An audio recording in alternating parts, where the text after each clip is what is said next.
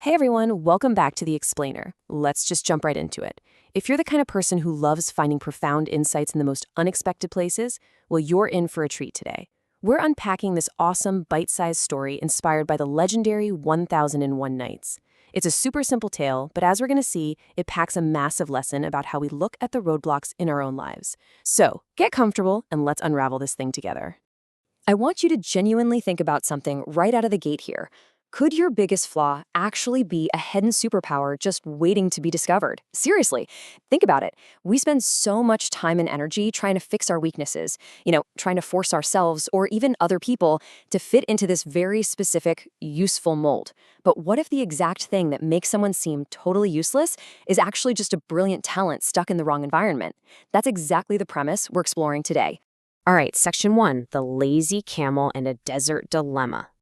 Okay, let's dive into this. Let's set the scene. We're in the ancient, unforgiving desert. Out here, survival is all about hard work and reliability, plain and simple. And right away, we run into a major conflict. On one hand, we've got a poor trader who absolutely desperately needs a strong, working animal just to scrape by. And on the other hand, we have what is literally described as the laziest camel in the entire desert.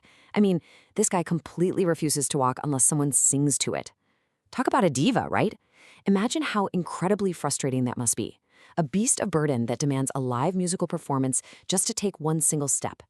For the trader, this isn't just an annoyance, it's a total failure of the animal to do the one job it was actually meant to do.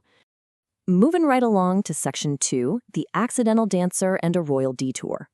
Let's move to and see how this builds.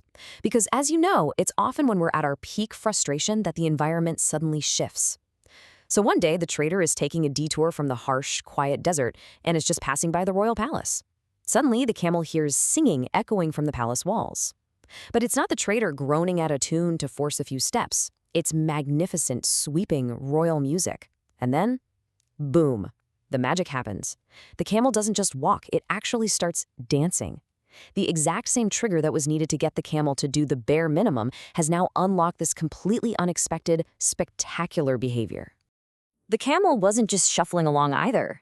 It was, scratch that, it was putting on a full-blown performance. It's swaying its long neck perfectly in time with the music, stomping its heavy feet right to the rhythm.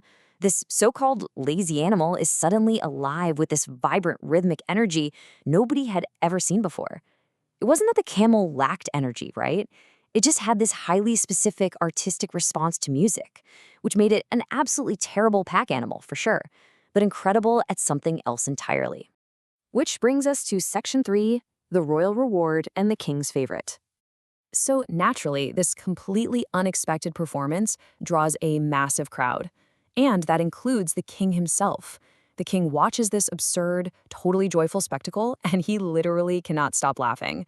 Instead of seeing a broken beast of burden, the king sees pure entertainment. He actually invites everyone to come watch the dancing camel and officially names it the kingdom's funniest entertainer. No way, right? The camel's absolute worst trait for desert labor just turned it into the most celebrated attraction in the entire royal court. And that shift in perspective, it comes with some very real results. We're talking one full bag of gold. The king rewards the poor trader with an absolute fortune. To put that into perspective, this is a life-changing amount of wealth for a guy who just yesterday thought he was cursed with a totally useless animal. The camel didn't change its nature at all. The context changed, and suddenly that stubborn nature was literally worth its weight in gold. And this brilliantly illustrates the core realization of our story. Listen to what the trader realized. I spent years trying to make my camel work. I never knew it was born to make people laugh. Just let that sink in for a second. The guy spent years fighting the camel's nature, basically trying to force a square peg into a round hole. He was judging a dancer by its ability to haul cargo. His huge epiphany here is finally recognizing that the animal had a totally different purpose all along. It wasn't broken, it was just in the wrong profession. Let's bring it home with Section 4, your greatest success and reframing the problem. So, the crucial point is this. Sometimes, your biggest problem becomes your greatest success. When you're dealing with a trait, whether it's in yourself, a project you're working on, or even a team member that just seems stubborn or lazy or totally incompatible with your goals, pause, just stop. Stop trying to force the camel across the desert without music. Instead of constantly asking, how do I fix this flaw?